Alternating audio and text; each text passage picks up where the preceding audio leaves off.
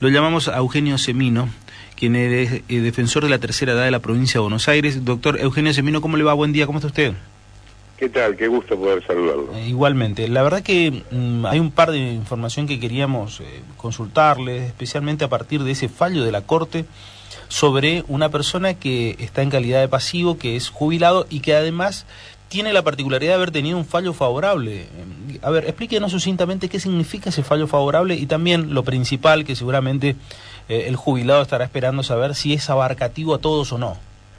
No, primer dato no lo es porque en la Argentina en este sentido no hay acción de clase, más allá que la Defensoría tiene una presentación similar requiriendo se hagan extensivos los resultados de lo que la Corte decida a todos aquellos que están en igual situación. En términos del fallo en particular, tiene que ver con las particulares medidas que se aprobaron en diciembre del año pasado, el 27 de diciembre, donde en una sesión del Congreso de la Nación, que hubo bastantes más piedras que debates, e inclusive en una sola reunión de comisión donde hubo solo pugilato, se aprobaron entre esas medidas la que está cuestionada en este fallo en particular, el fallo Fernández Pastor, que tiene que ver con la aplicación de una nueva fórmula de movilidad a partir de ese momento. Recordemos que regía una movilidad con una fórmula polinómica desde 2009 hasta diciembre del 2017. Claro. Esa fórmula no había dado resultados espectaculares, pero sí había tenido un comportamiento bastante regular respecto a mantener los niveles del haber jubilatorio en relación con los procesos inflacionarios. Había perdido algunos años, como en el 2014, 2016, y había salido empatado en otros, así que no había razón alguna para modificarla. Se hizo esto en base a un supuesto ahorro que se planteaba al sistema, que ahora vemos muy bien ya con el diario del lunes. Solo se trataba de manotear, en términos poco técnicos dicho, alrededor de 100.000 millones de pesos del sistema para compensar cuentas pendientes que tenía el Estado Nacional para con las provincias. Digo que era simplemente ese el objetivo, porque ¿qué estamos viendo hoy? Que al fin del año es muy probable que la actual fórmula de guarismos similares a lo que hubiera sido la aplicación del anterior, o tal vez mayores, porque el componente de la actual fórmula en su enorme mayoría es variación del índice de inflación, y tenemos desgraciadamente inflación muy alta, ¿no? El 70% es inflación en esta fórmula. ¿Qué dice el fallo? ¿Qué reclama el jubilado y qué dice el fallo? El jubilado reclama que en el mes de marzo se le hubiera aplicado la fórmula anterior, y la Cámara le da la razón. ¿Por qué? Porque la Cámara dice lo que se aplica en marzo es lo devengado en los semestres anteriores, en este caso en el semestre junio-diciembre del año pasado, por lo cual el jubilado ya sabía que iba a cobrar el 14.5%, porque estaba hecho sobre ese semestre el cálculo. ¿Qué hizo ANSES? Pagó directamente en marzo con la nueva fórmula que dio el 5.71, por lo cual la Cámara avanza en un principio muy elemental, que es la aplicación retroactiva de la ley, que es un principio que en general se les enseña a los estudiantes de Derecho en primer año. Obviamente que con esto, por eso decía, no altera la situación de los otros jubilados. ANSES ya apeló el fallo este fallo va a ir a la Corte, como tantos otros de presentaciones similares que se han hecho, y desgraciadamente por experiencias anteriores, y las tenemos y muchas, va a terminar durmiendo el sueño de los justos en ese alto tribunal, donde las decisiones están mezcladas entre lo jurídico y lo político, ¿no? Ahora, perfecto, hasta allí entendido me parece claramente. Hay un par de puntos que me quedan como para preguntar. La primera y lo más directamente al jubilado, es decir, al jubilado nacional en particular. Si yo soy jubilado nacional, ¿puedo hacer una presentación similar? Sí, sí. Es más, nosotros nosotros hicimos la demanda colectiva precisamente porque fíjese que acá se fija una nueva contradicción entre lo que dice el Ejecutivo y lo que termina haciendo. El Ejecutivo en el 2016 mandó la Ley de Reparación Histórica, cuyos considerandos señalan muy claramente que esta Ley de Reparación Histórica es para evitar la litigiosidad. Lo que está haciendo con este tipo de medidas es exactamente lo contrario. Está aumentando la litigiosidad. Con esta y otras, porque se están apelando también en relación a índices, sentencias que ya están firmes y que hay que practicar la liquidación, y ANSES las está mandando en un ritmo de alrededor entre 1.000 y 1.500 por semana a la Corte para que decida si se aplica el ICSUI, es decir, el índice que se aplicó tradicionalmente cuando no había índices confiables en Argentina, o si se aplica el RIPTE, que es el que decidió que se aplicara globalmente la ley de reparación.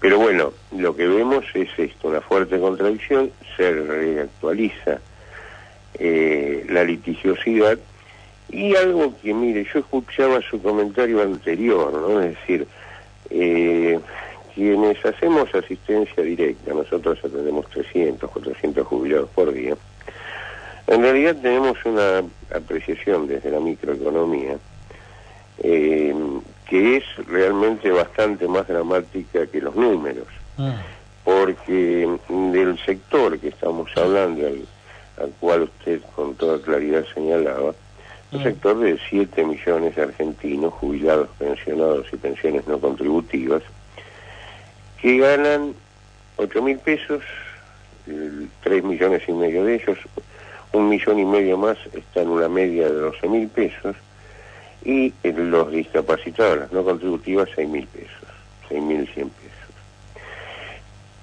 Nadie se supone en Argentina puede vivir con eso, absolutamente nadie. Nosotros calculamos para grandes ciudades la canasta del jubilado con gastos de vivienda, y para tener una vida digna más o menos estamos hablando de 19.000 pesos. Y esto a través, no es una canasta que se empezó a calcular en esta administración o la semana pasada, hace 10 años.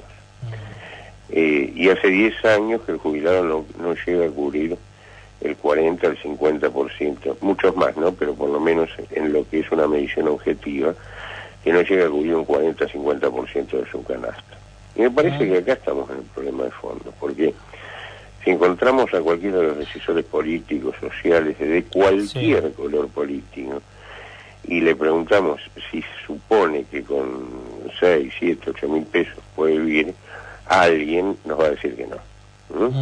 Sin embargo, se ha naturalizado que el jubilado con eso tiene que seguir subsistiendo, trabajando como esclavo, tener la indignidad después de haber trabajado 30, 40 años, que le tengan que ayudar a sus hijos, a su familia si puede.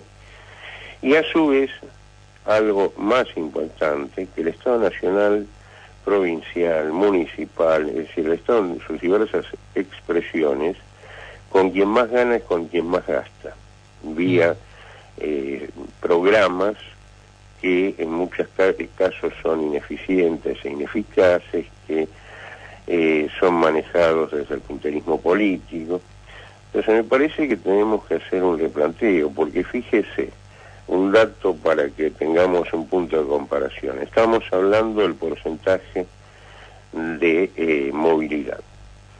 Cada punto de esa movilidad es el equivalente a 80 pesos.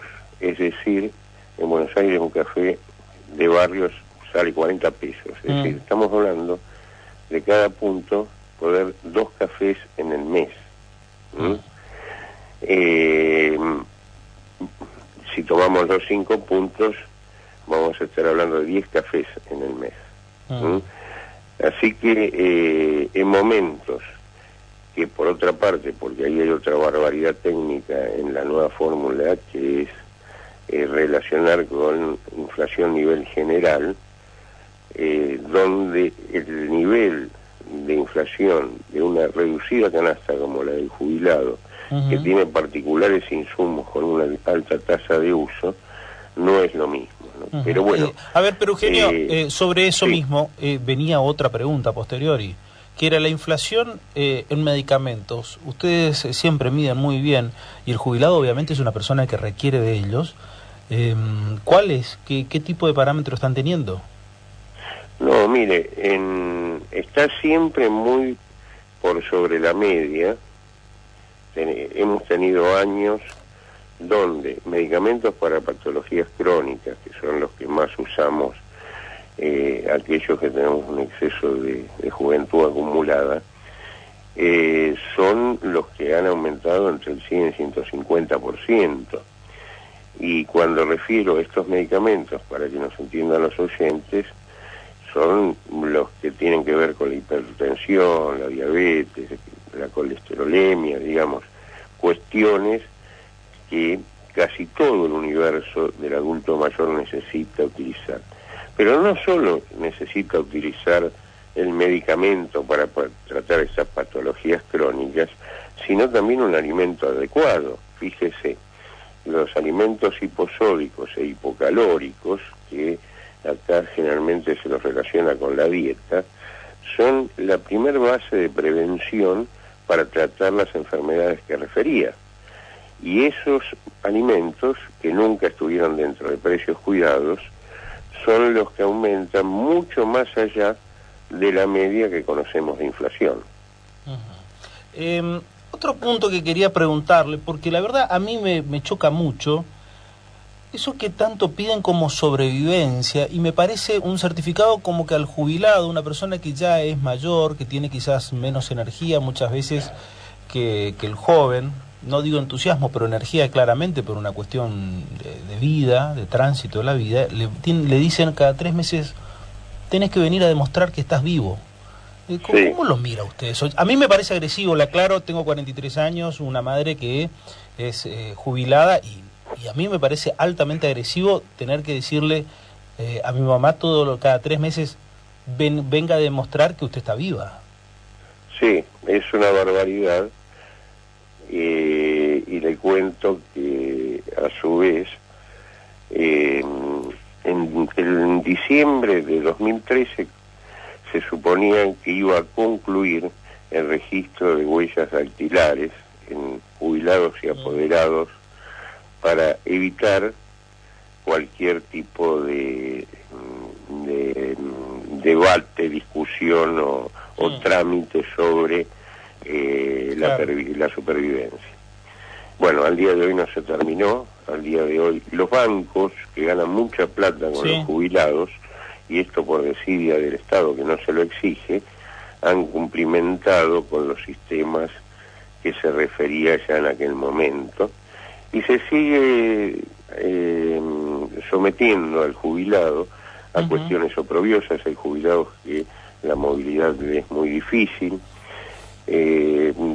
y habla de un primitivismo en el trato del jubilado,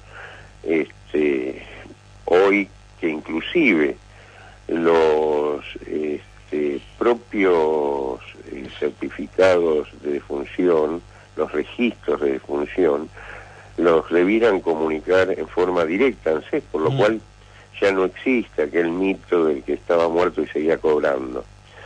Yo creo que, mire, el día viernes, el día 15, es el día de la concientización sobre el abuso y el maltrato al adulto mayor en el mundo. Sí.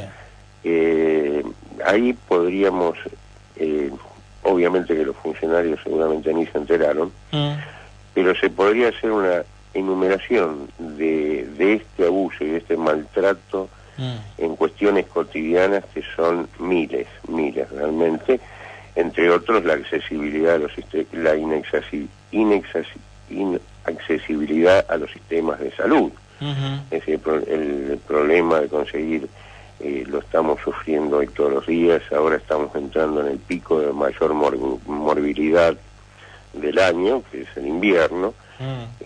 En Buenos Aires, en capital y provincia, encontrar una cama de terapia intensiva para alguien que tiene una neumopatía y demás se ha convertido en un martirio, ¿no? Así que en realidad estamos ante una situación en lo económico que fue la descripta, en el infraconsumo, subconsumo. Estamos pidiendo nuevamente, como lo hemos hecho con cada administración, una recomposición de haberes de emergencia, y si no, yo desafío a cualquier ministro, a cualquier integrante del legislativo que me demuestre cómo se puede vivir con 8.000 pesos, y también estamos requiriendo que se atienda a la crisis de un sistema de salud que hace agua tanto en lo público como en lo privado.